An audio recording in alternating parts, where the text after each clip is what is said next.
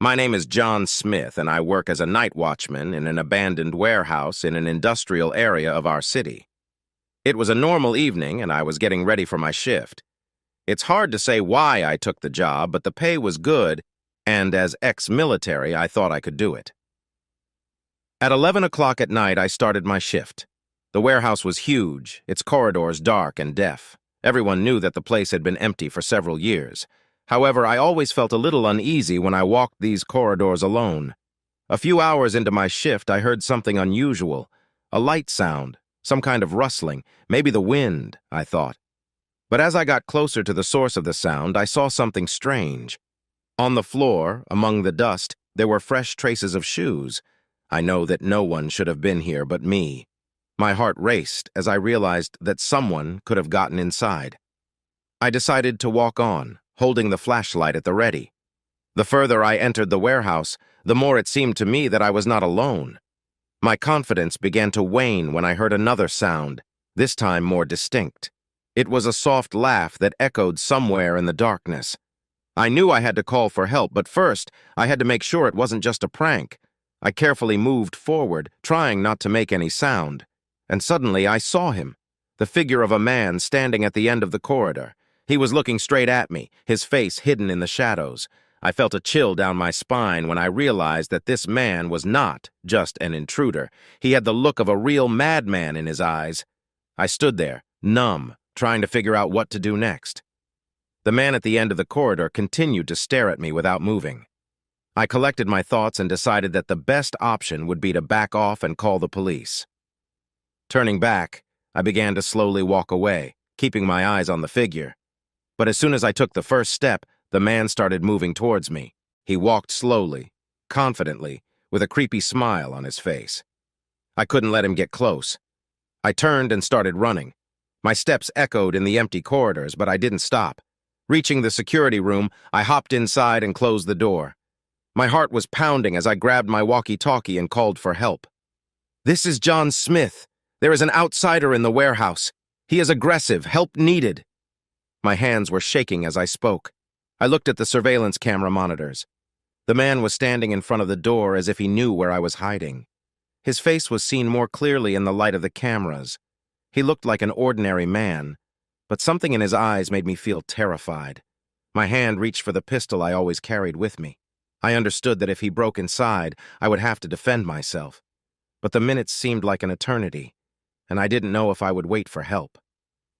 Suddenly, the door wobbled from the impact. He tried to break inside. I pointed the gun at the door and yelled, "Stop! I'm armed!" But he did not stop. Another blow and the door began to give way. I knew there was almost no time left. At that moment, I heard police sirens approaching.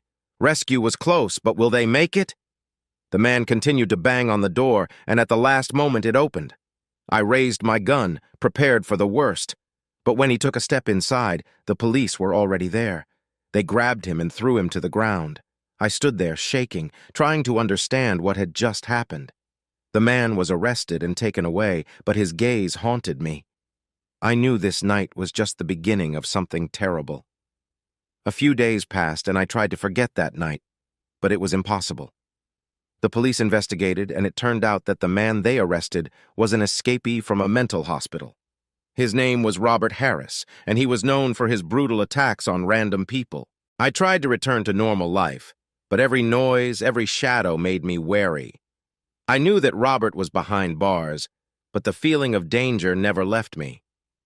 One evening, I decided to meet up with a friend, Detective Mark Johnson. Mark has worked in the police force for many years and has extensive experience in investigating similar cases. We met in a small cafe where I told him about my experiences.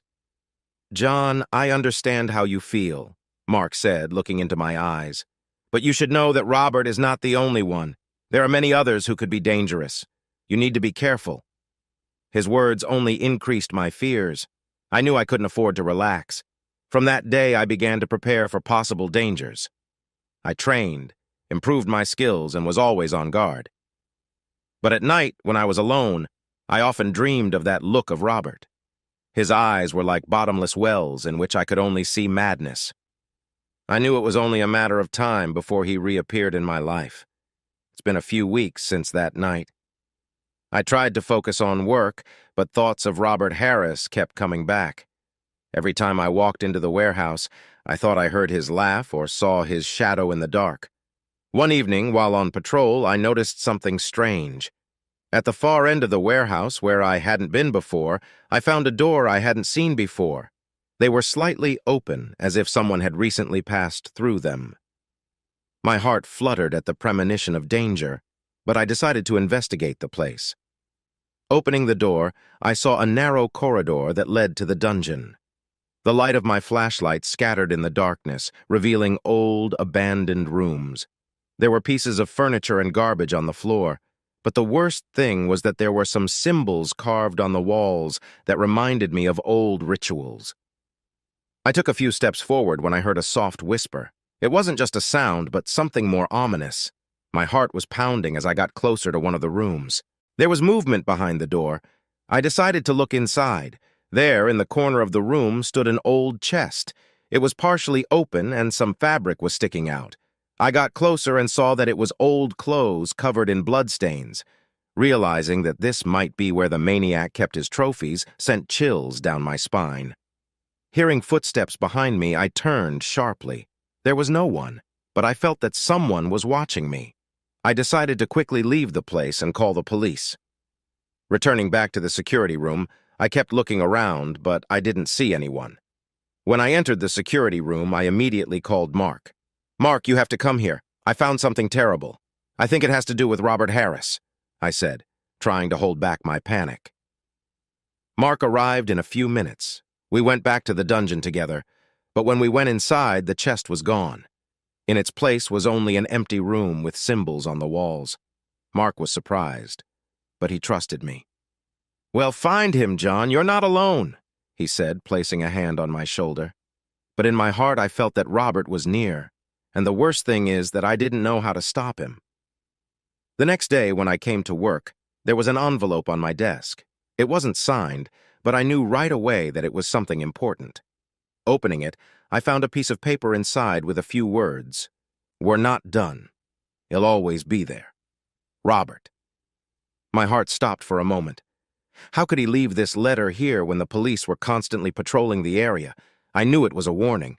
Robert wanted to play with me, and I couldn't let him win. I took the letter and went to Mark. We decided that we needed to act immediately. The police began a search, but no trace of Robert was found. It seemed that he had disappeared without a trace. But I knew it was just the beginning. Robert was cunning and dangerous. He was always one step ahead, and now he was playing his game, knowing that I would pursue him. Mark advised me to take a few days off, but I couldn't leave it at that. I decided I had to find Robert and stop him once and for all. That night, I packed my things and went in search of clues. I knew that somewhere in the darkness, Robert was waiting for me. That night, I set out to find Robert. His letter haunted me, and I knew I had to find him first. I decided to check a few places that could serve as a refuge for a maniac. First on the list was an old motel on the outskirts of town. This place was known for its bad reputation, and I hoped that I would find something useful there. I arrived late at night when most people were already asleep. The motel looked run down with broken windows and dilapidated doors. I went inside with my hand on my gun. Every step echoed in the empty corridors. I checked several rooms but found nothing suspicious.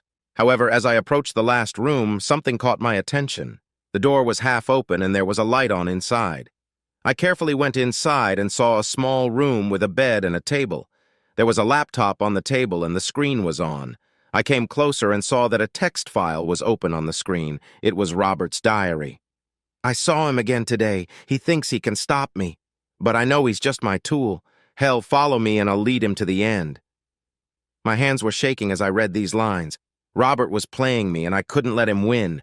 But what did he mean by where it ends? I knew I had to find this place. While I was thinking, I heard a sound behind me. I turned and saw a figure standing in the doorway. It was Robert. His face was calm, but his eyes were burning with rage. "You came, John. I knew you couldn't leave it like this," he said with a smile. I drew my gun and pointed it at Robert. "Give it up, Robert. This is the end." But he only laughed. "The end? No, John, it's only the beginning. You have no idea how deep I've come into your life." Suddenly, I heard footsteps behind me. I turned around and saw several people in black standing behind me. They looked like professional mercenaries. "We're not alone, John, and now you're going to know the truth," Robert said as one of the men hit me on the head, and everything went black. Part 7. The Maze of Fear. I woke up in a dark dungeon. My hands were tied and my head hurt from the blow. I tried to get my bearings, but there was only darkness around. All I could hear was dripping water and distant sounds like screams. I remembered Robert's words, "You will learn the truth." What did he mean? I knew I couldn't stay here. I have to find a way out. Gathering all my strength, I rose to my feet and began to look for a way. The corridors were narrow and dark, and every step echoed. I tried not to make a sound, but every movement made me feel dangerous. Suddenly, I heard a voice. It was Robert. He was talking, but I couldn't make out where his voice was coming from. It was as if he was mocking me, knowing that I was trapped. "John, you think you can stop me? You have no idea what's really going on. You're just a pawn in my game." I kept moving forward, trying not to lose my temper. The corridors seemed endless, but I knew I had to find a way out. Suddenly, I saw a light. It was the end of the tunnel. I ran there, but when I reached the light, I realized it was a trap. In front of me was a room with transparent walls, behind which stood Robert. "Congratulations, John. You've made it to the finals," he said with a smile. "But are you ready to learn the truth?" I stood before him, full of rage and fear. "What do you mean? What do you want?" Robert came closer to the wall and looked at me. "I want you to understand that no one can escape their destiny.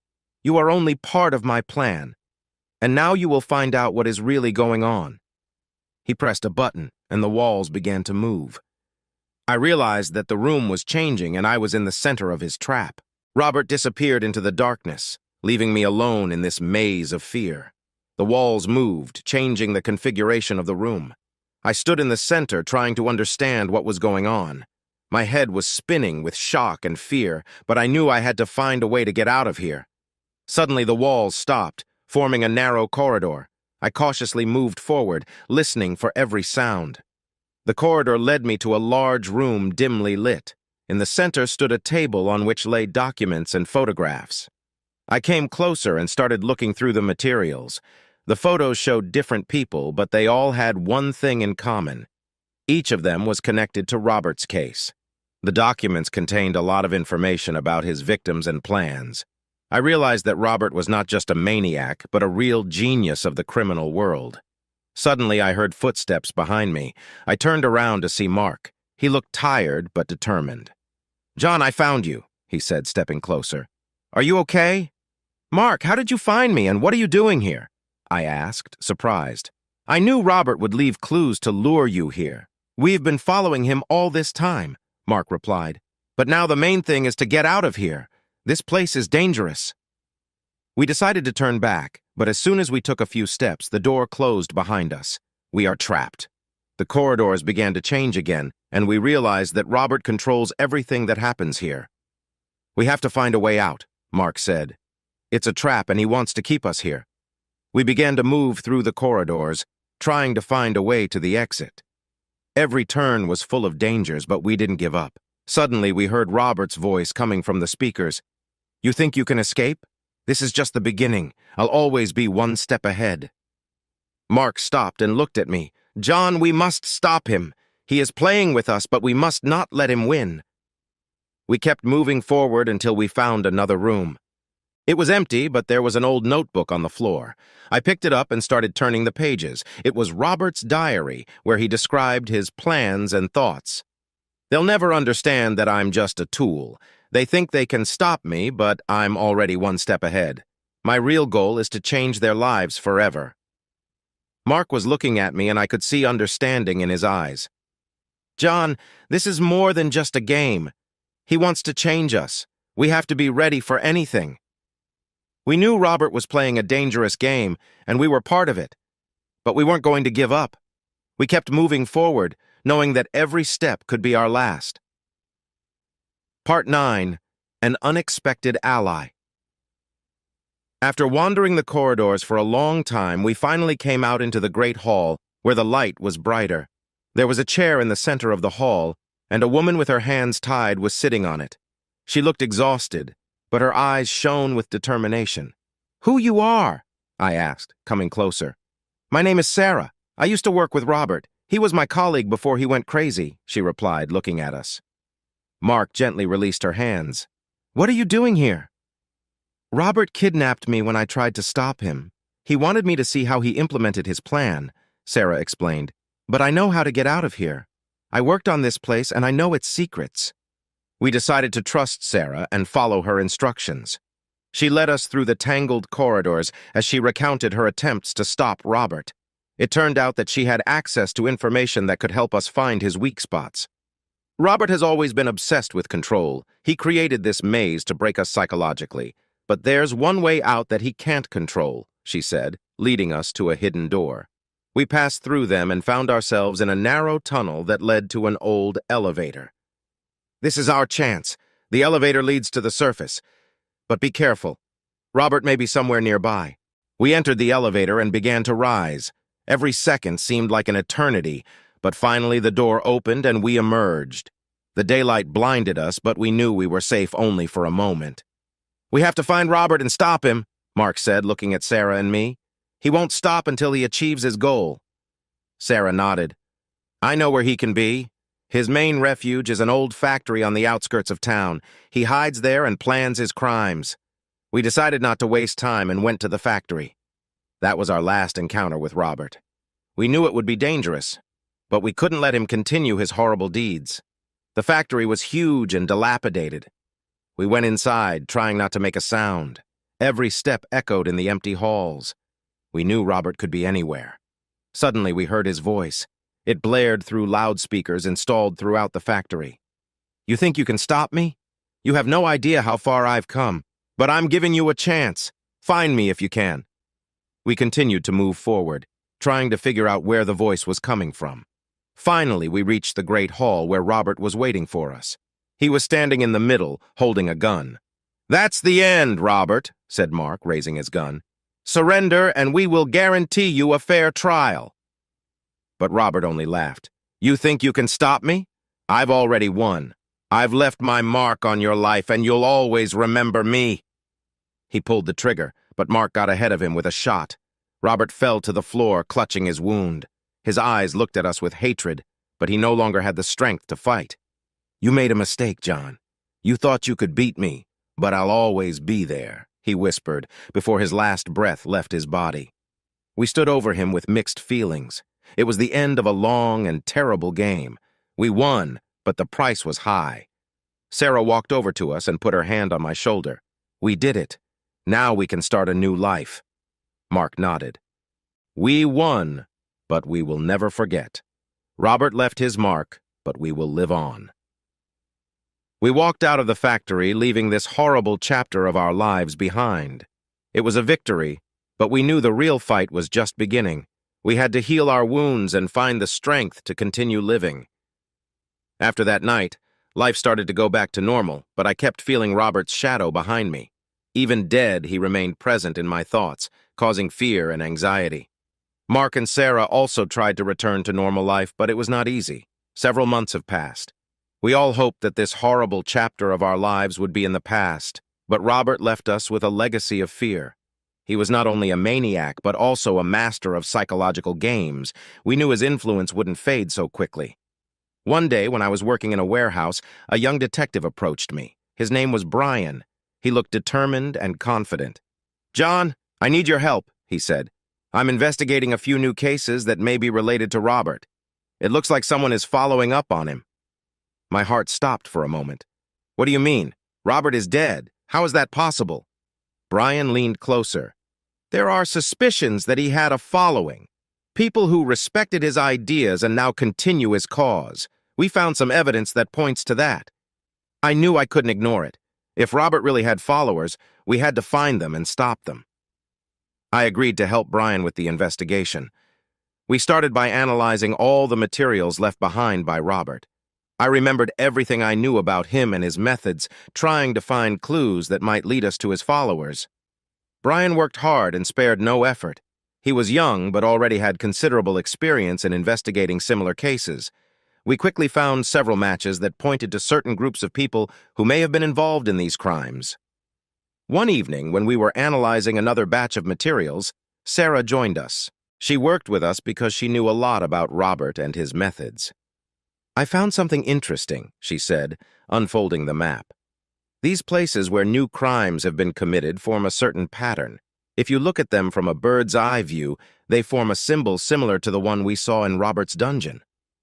Mark, who had also joined us, looked at the map in surprise. "It can't be a coincidence. They're deliberately leaving us clues." Brian nodded. "That means they want us to find them. They're playing their game, but we have to be one step ahead." We decided to visit one of the places on the map. It was an old abandoned house on the outskirts of town. We arrived there late in the evening when it was quiet and dark around. We knew it could be a trap, but we couldn't leave this place without attention. The house looked gloomy and neglected. We went inside, trying not to make a sound. Every step echoed in the empty rooms. We split up to search the house faster. I moved through the corridors, flashlight and gun at the ready. Every corner seemed full of danger, but I couldn't stop. Finally, I found the stairs leading down to the basement. Descending, I saw another room similar to the ones in Robert's dungeon. The same symbols were on the walls. In the center of the room stood a table on which lay photos and documents. I got closer and saw that the pictures were of us: me, Mark, Sarah, and even Brian. It was a warning. Suddenly, I heard a sound behind me. Turning around, I saw a man in black approaching me with a knife. I managed to react and push him away, but he was strong and fast. We started a fight, and I tried to defend myself from his attacks. Finally, I managed to knock the knife out of his hands and arrest him. Mark and Brian ran to the noise and helped me tie up the assailant. "Who are you?" I asked, trying to control my anger. "I'm just part of the big plan. You can't stop us," he replied with a smile. We took him to the police, where he told us about a group of Robert's followers. It turned out that they were planning a series of new crimes to continue the cause of their leader. We knew it was just the beginning, but we were ready to fight to the end. Ready to fight to the end. Ready to fight to the end.